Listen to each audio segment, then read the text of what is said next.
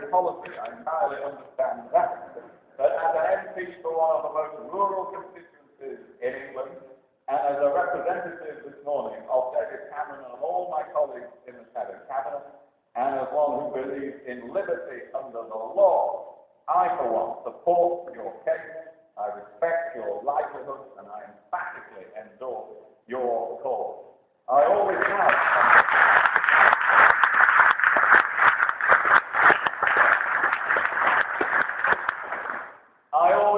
And the arguments do not weaken over time. I was fascinated to read last year the report of the Veterinary Association for Wildlife Management, entitled Hunting, Wildlife Management, and the Moral Issues, just to read a few extracts from their report, which I thought was so strong.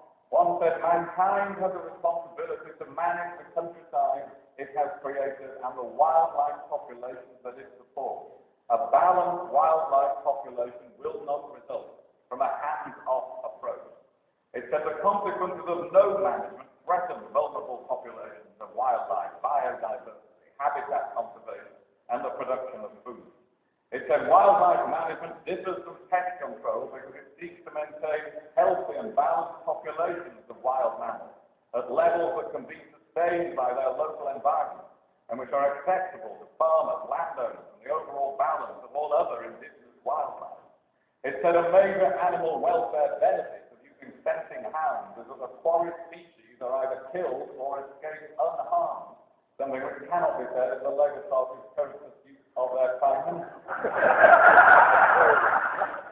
And it said that because it attempts to prohibit an activity that does not wound and is selective, while leaving legal other control methods that can wound and cause far greater suffering, it is the morality of the Hunting Act itself that should be questioned. That was a sensible report. And when I spoke against the Hunting Act from the backbenches some years ago, I reminded members on the other side that we often heard from them about the need to respect minorities and about the need to respect the culture of diversity in our country. And I questioned why on this subject they were utterly unable to do so, even on an issue on which their knowledge was limited and their understanding almost non-existent. The passage of the Hunting Act revealed that their respect for the activities of minorities only extended to those minorities whose views they could readily agree with. And the result was the passage of a piece of legislation so deeply prejudiced and so ridiculously unworkable that its very existence weakens and discredits the laws of the land. So much so that what was the minority view that was opposed to it is quite possibly now turning into the view of the majority in this country. Many of us predicted this, and many MPs fought valiantly against that act, while subject to a good deal of abuse and political attack at the time. We did not lack force of argument, but we did, of course, lack sheer numbers. Putting that right requires the active participation of all those who care passionately about this subject.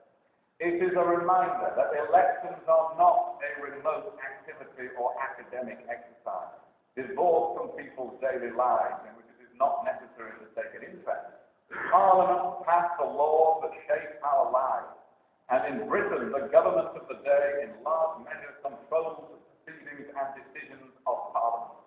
To abstain from taking part in elections and to be indifferent to who is elected is to be indifferent as to who will take the decisions that shape your own life. Such indifference is deadly. It is an often repeated but often neglected truth of politics that the price of liberty is eternal vigilance. And it was an understanding of this that led many of you and thousands of others who rightly defend your and their way of life to become involved in so many ways in the great marches for the countryside, in which I was proud to take part, in explaining the case for country pursuits, in taking part in the last general election campaign in 2005, in order to push the composition of the House of Commons in a more sensible direction. And I want to thank you for the efforts that were made then and since, which in many cases have contributed to the election of excellent new members of Parliament, albeit on that occasion not in sufficient numbers, to change the nature of the parliamentary majority on this or indeed on any other subject. But it is important to understand how much difference in modern politics dedicated, hard-working and active people can make on the ground. Only a small percentage of people in Britain are political activists. The number of activists of the major political parties has plummeted over recent decades. Many of them are old and not very active, although Conservative Future in the universities is now much the strongest of the student youth, political youth organisations. Many of the activists of the other parties are demoralised and unwilling to take part. And so the injection of active, determined, energetic volunteers at the right point at which they should be injected in geographical terms can make an enormous difference, particularly since politics is more local in this country than it was 20 or 30 years ago.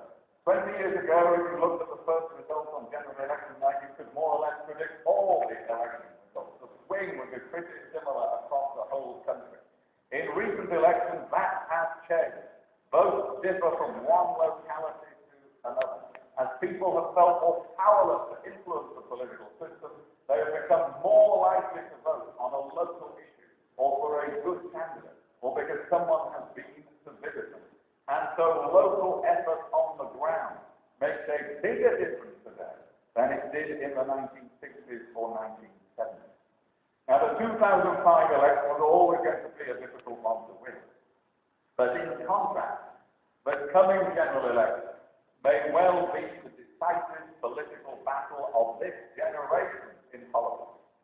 And whether the legal ban on hunting is repealed, perhaps whether it is ever repealed, will be decided by the outcome. You know already where I stand. I voted against the ban, as did the vast majority of my Conservative colleagues in Parliament. The overwhelming majority of Conservative candidates upon whose election the arrival in office of a Conservative government depends support the repeal of the Hunting Act. Hopefully there will also be brave souls in other parties, as there usually have been, but in small numbers, who will also support repeal. But the power to permit repeal to become a realistic possibility will lie in the hands of the government of the day.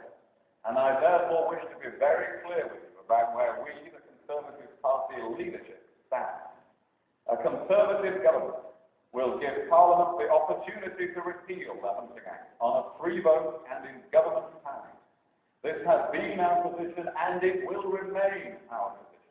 And I can also make very clear that this commitment will be included in the general election manifesto of the Conservative.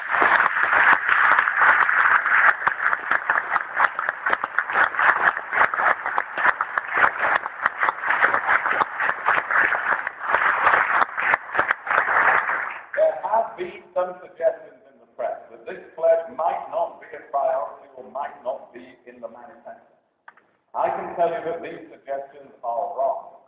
David Cameron has repeatedly made our position on this issue crystal clear. I and all of his other senior colleagues agree with him 100%. Our policy on hunting does come from the grassroots of our party who support this policy, but it also comes from the very top. So be in no doubt, this commitment will be in our manifesto. Of course, we need to consider what the